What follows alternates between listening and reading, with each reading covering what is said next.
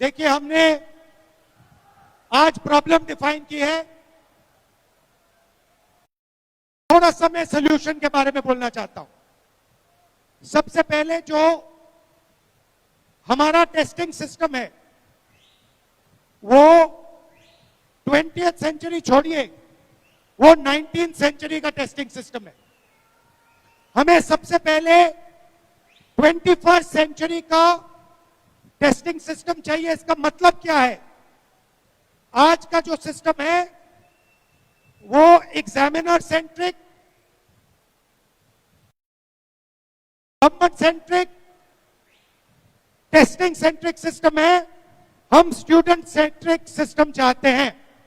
जो testing system बने, आपके लिए बने, फ्लेक्सिबल सिस्टम हो, आपके लिए बने, आपके इंटरेस्ट का सिस्टम हो, सिक्योर क्वेश्चन बैंक हो और रैंडमाइज्ड क्वेश्चन पेपर हो।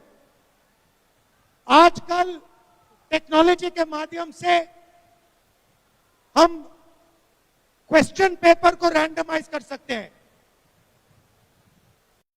एक ही हॉल में अलग अलग स्टूडेंट्स को रैंडमाइज पेपर दिया जा सकता है।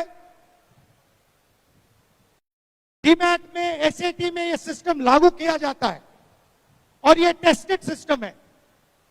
दूसरी बात, हिंदुस्तान में सारे के सारे एग्जाम एक दिन होते हैं।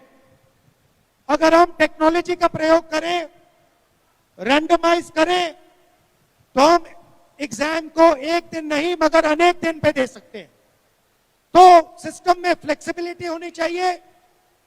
रैंडमाइजेशन और टेक्नोलॉजी के माध्यम से हम पेपर लीक को एलिमिनेट कर सकते हैं। दूसरी बात, जो हमारे एजुकेशन इंस्टीट्यूशंस हैं ये इंडिपेंडेंट होने चाहिए। शिक्षा में, शिक्षा की इंस्टीट्यूशंस पर किसी भी पॉलिटिकल पार्टी का या संगठन का कब्जा नहीं होना चाहिए। वाइस चांसलर्स एक संगठन के नहीं होने चाहिए। नेशनल टेस्टिंग एजेंसी के जो इंचार्ज हैं वो एक राजनीतिक संगठन के नहीं होने चाहिए। दूसरी बात, एग्जाम देना सरकार का काम है। ये प्राइवेट कंपनी का काम नहीं हो सकता है। प्राइवेट कंपनी के पास प्रॉफिट मोटिव होता है, वो सब चीज से पैसा बनाना चाहते हैं और एग्जामिनेशन का देने का काम उनका नहीं होना चाहिए, सरकार का होना चाहिए। और अगर कोई पेपर लीक करे तो एकदम कन्विक्शन होना चाहिए, पनिशमेंट होनी चाहिए। फाइनली,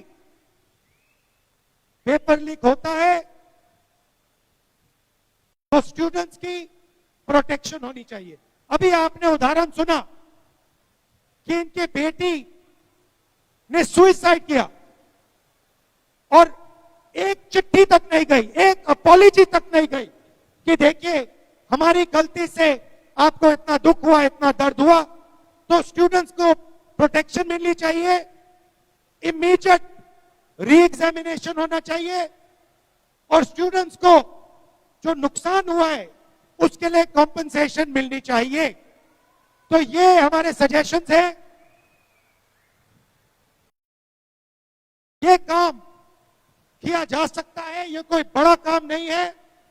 आज की टेक्नोलॉजी के साथ, रैंडमाइजेशन के साथ हम ये काम आसानी से कर सकते हैं और मैं चाहता हूं कि जल्दी से जल्दी ये काम हिंदुस्तान में आपके साथ मिलकर किया जाए कि ये जो दुख हो रहा है, जो दर्द आपको हो रहा है, ये हमेशा के लिए बंद हो जाए और हमारे एजुकेशन सिस्टम में, टेस्टिंग सिस्टम में फेयरनेस आ जाए। आप सबका मैं दिल से धन्यवाद करना चाहता हूं। आप दूर दूर से आए, खराब मौसम में आए। Thank you very much, love you very much, जय हिंद।